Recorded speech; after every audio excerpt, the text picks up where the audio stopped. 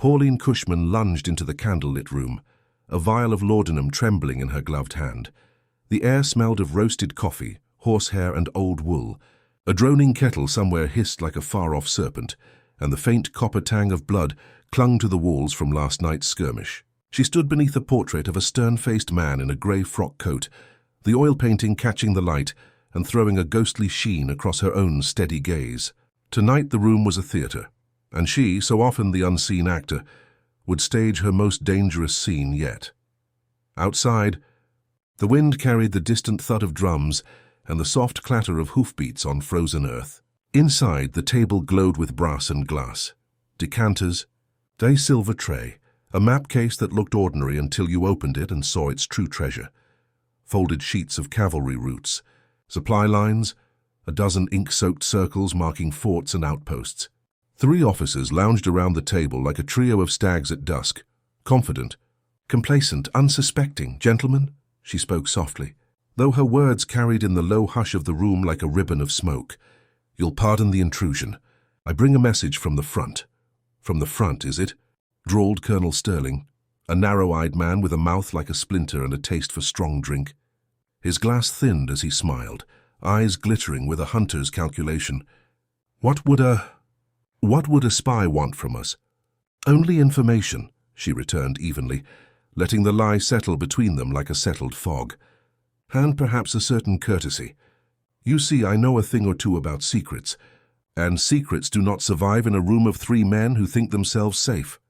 The other 2 officers, Lieutenant Colonel Hart, tall and lean as a blade, and Major Blaine, stout enough to chill a pot of coffee with his glare, leaned closer, their breath fogging the air, their cigarettes burning with a sly greenish glow.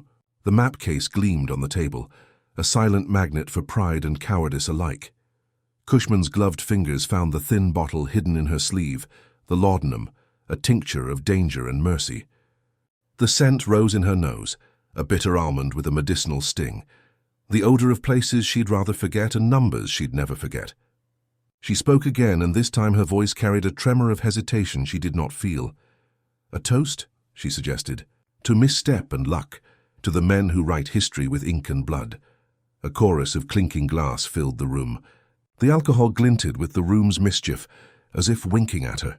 She kept her eyes on the 3 faces, noting each tell, the slight bend of a finger toward a glass, the tremor of a hand, the way Hart's jaw twitched when Sterling spoke too loudly. "May we have a clearer report?" Sterling said. "Of the importance of your errand." "Very well," Cushman replied, stepping closer to the trio with the practiced grace of a performer who knows the audience's every breath. "The rebel lines bend where you do not suspect. A single misstep at a strategic point can change the tide. I offer you something sharper than bravado, the truth unvarnished, in your own handwriting." She slid the vial from her sleeve, the glass catching light and throwing a small array of dancing stars on the table. Hart's chair creaked as he leaned forward, the map case between them like a shared altar. And what would that truth be? "Maps," she murmured, her eyes sliding along the room's dim angles, taking in the furniture, the spines of leather-bound books, the folded parchments in the map case, the clock in the corner ticking away every moment with polite, patient malice, maps of troop movements, supply routes, fortifications, the kind of thing that makes a war swing on a hinge. A murmur threaded the air. Blaine's lips twisted into a smirk. "Maps, you say? And you intend to walk out of here with them?" Her lips curved at the corners in a smile that did not reach her eyes. "Not walk," she said softly, lifting the laudanum bottle as if it were a key. "Slip out with them, quietly." Sterling's hand moved to his glass with a practiced calm. "If you're selling, name your price." "A fair exchange," Cushman replied, her voice taking on a lilting warmth that belied the gravity of the night. "One favor in return when the Union needs a messenger, a name to remember, a debt to be repaid." The trio shared a look, a web of silent communication that spoke of tightened pockets, shared bets, and the possibility of illusions torn away by a single breath. The moment stretched, thin as a thread, until Cushman made her move with the air of someone who had rehearsed this exit a dozen times in the quiet of the night. She palmed the vial. Then, with a rapid, practiced motion, she coaxed the bottle open, prompting the trio's curiosity more than their fear. "A little something to steady your nerves," she whispered. not loud enough for them to hear over the crackle of the hearth, but enough to bridge the space between the reality of the moment and the peril that breathed in the shadows. 3 glasses drew closer, their rims catching the candlelight as if to flirt with fate. Cushman's fingers found a steady rhythm as she slid the laudanum into each glass, the bitter scent blooming in the air like a bitter flower. "Gentlemen," she intoned, "to friends in dangerous times." She lifted her glass as if in ritual, and one by one the men raised their own, the alcohol catching the firelight and turning it into a ring of gold around their faces. The taste was swift and sharp, a bite that crawled down the throat like a winter fox.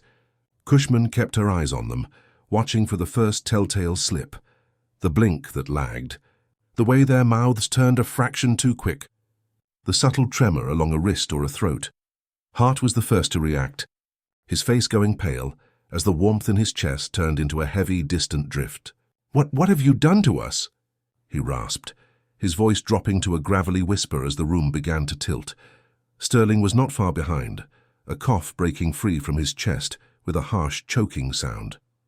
"It's in the drink," he snarled, grabbing at the glass to take a larger swallow, perhaps hoping the poison would disappear into the water on the leaves of the glass if he could just swallow enough of it.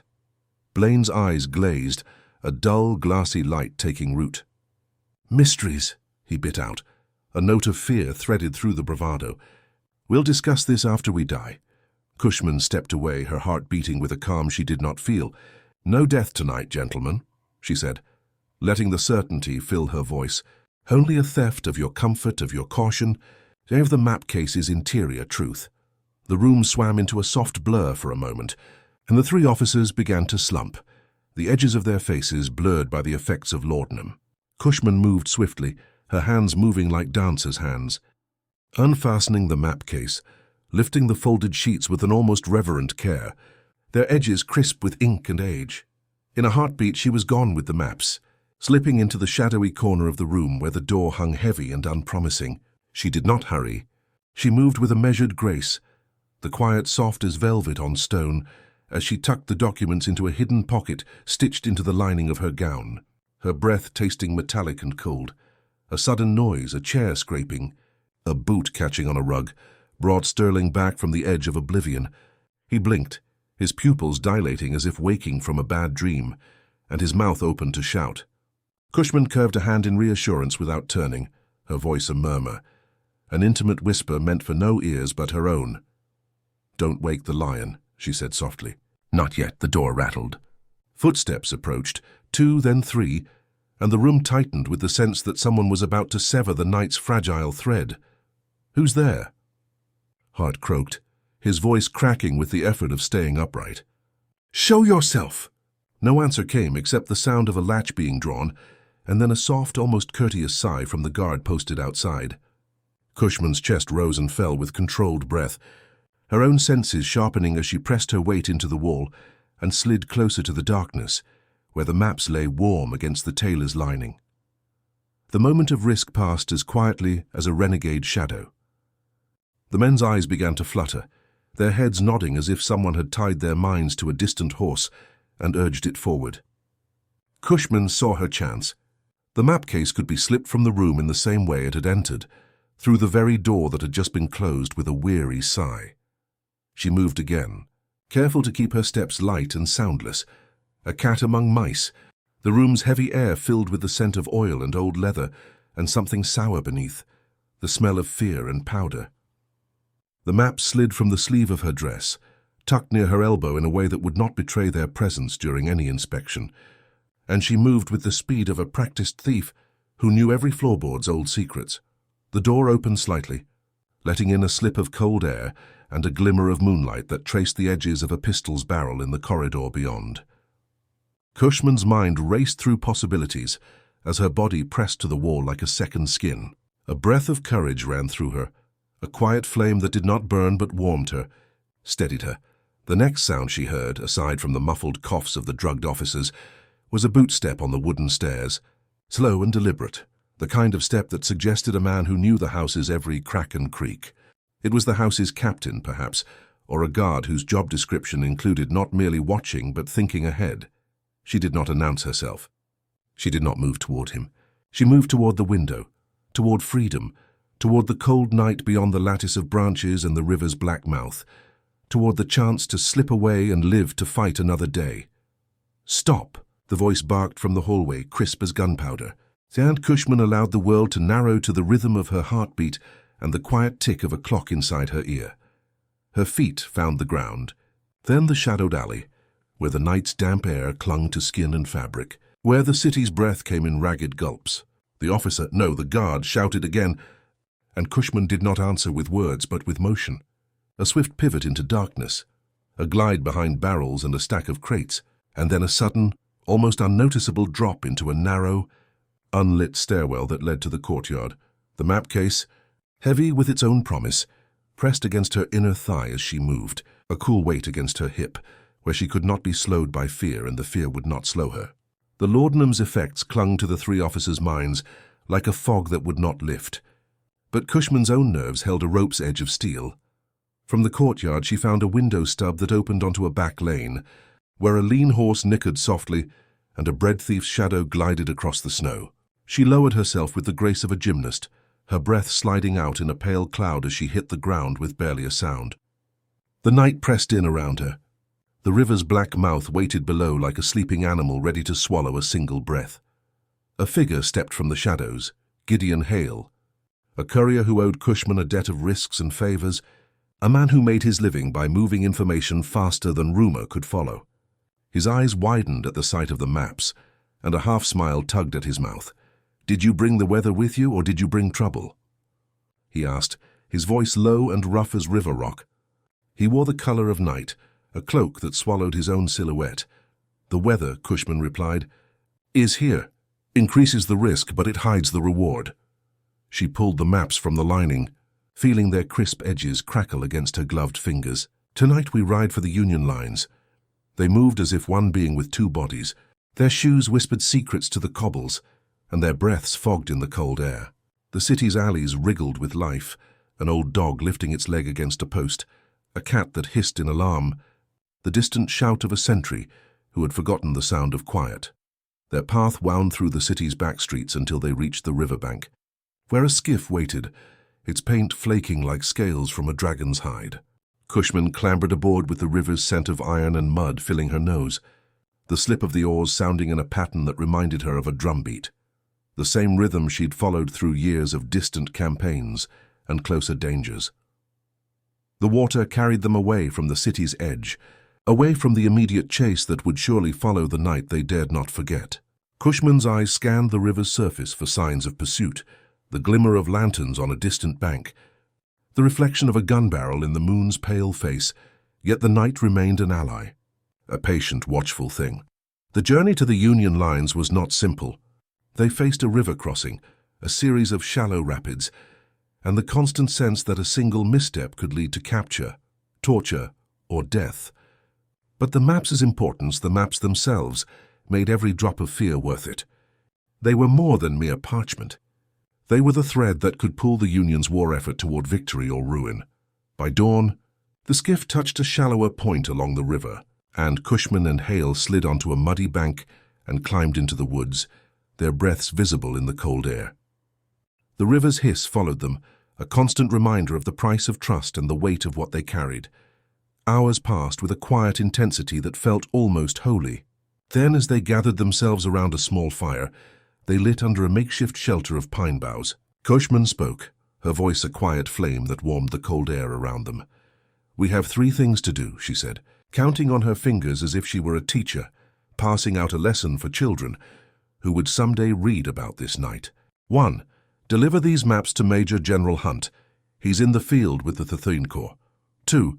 Ensure the information reaches the right hands so the Union can act. 3. Never let the Confederates know where those maps came from. Hale nodded, his eyes reflecting the fire's orange glow.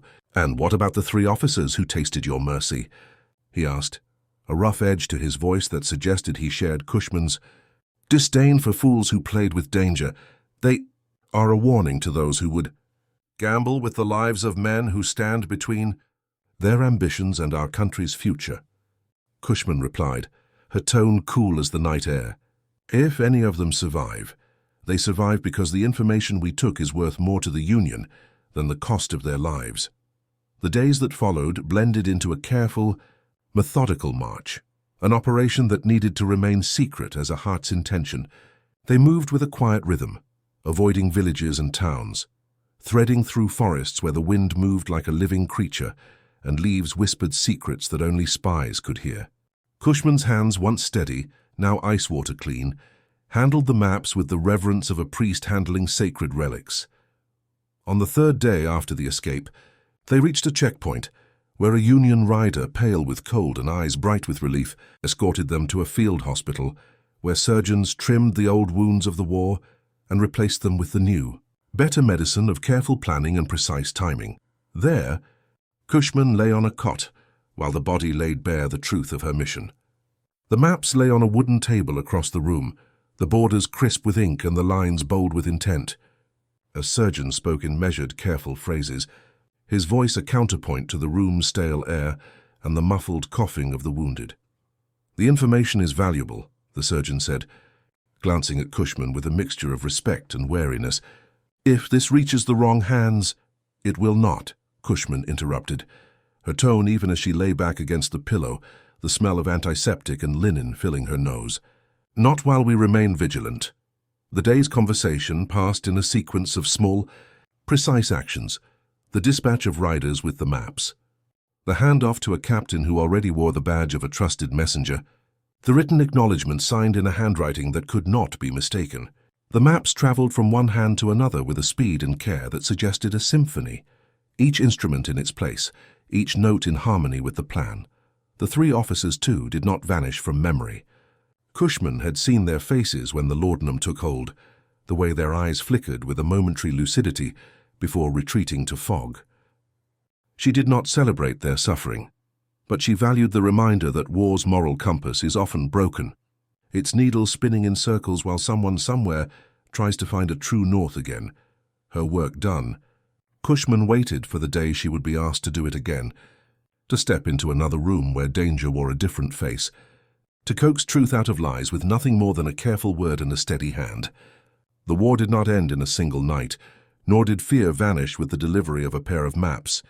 The war would end only with the quiet of a summer morning and a nation's decision to stand as one or crumble into fractured dust. In the weeks that followed, the events of that night became the sort of whispered legend that travels through war-torn towns and the mouths of those who survived to tell the tale. Some claimed the three officers did not survive. Some insisted they did, though permanently changed by the drug's terrible skill and the night's brutal lesson. Cushman, for her part, accepted that legends would grow around her name, the kind that float in alleyways and farewells, the kind that remind a person that truth is often more complicated than a map can reveal. Her days after the escape blended into the steady hum of operations and the shared risk of the spy world. She moved with a pace and purpose that took her through the winter's end and into the spring's thin light, the country's fate unfolding.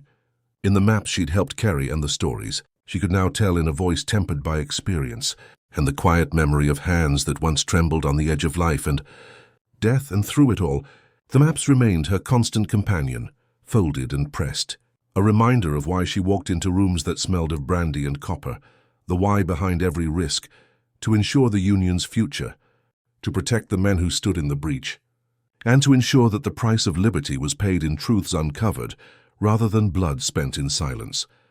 The night of that daring act had faded into dawn's pale light, and dawn carried with it the weight of consequences and the weight of purpose. Cushman's body bore traces of the journey, the line of a scar along her collarbone, where a weapon's edge had once cut too close, the ache in her shoulders from carrying the bounty of information, the memory of the laudanum's bitter warmth that had warmed her hand as she took those maps and walked away with a secret heavy enough to turn the tide of an entire campaign.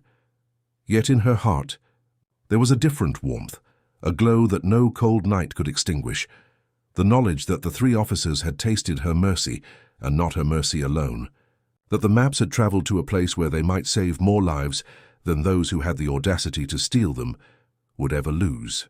The act had been brutal and dangerous, yes, but it was the kind of brutal honesty war demanded of those who would hold at risk the future of a nation. And so Pauline Cushman walked on, a living contradiction in a world of iron and ash, a woman who wielded mercy as a weapon, who used fear to keep the line between right and wrong from snapping, and who believed with a stubborn heart that sometimes the only way to secure tomorrow is to gamble with today's life. The final note of the night's work lingered like a perfume on the air, lilies of resilience. Tea and tobacco, a winter wind that carried with it the scent of rain and the memory of a room where the bravest of men had learned that a woman could be the weapon and the shield at once. She did not look back when the dawn broke, though her eyes held a history that would never forget. She had secured the maps, she had escaped the firing squad's shadow, and though the world would keep turning, and the war would keep insisting on more, she knew in that moment that some nights, when danger wears a face you can outwit and a plan you can outmaneuver, you win not by killing, but by carrying the truth out into the light. The mission's echo would be heard for years to come, across lines of skirmish and field hospital, across rail yards and river towns. In a world where every night demanded new secrets and every dawn required new courage, Pauline Cushman's name would remain a symbol, not simply of espionage, but of a courage that could turn the impossible into something that looked almost ordinary. Even as it changed the course of history, she moved again into whatever darkness lay ahead, with the confidence born of a night when a vial of laudanum became the instrument of a larger strategy, and a band of officers became the unwilling actors in a play, where the last act could decide a nation's fate, and so the maps were delivered, and the fire that threatened to consume a republic's resolve burned a little lower for that one night. A night when a spy named Pauline Cushman did what she did best, turn risk into information and fear into action, and in the morning light, walk away with a secret that would serve a nation in the days to come. The night's work was complete, the dawn's work began, and the story of three officers, one dangerous drug, and a single steadfast woman would travel on.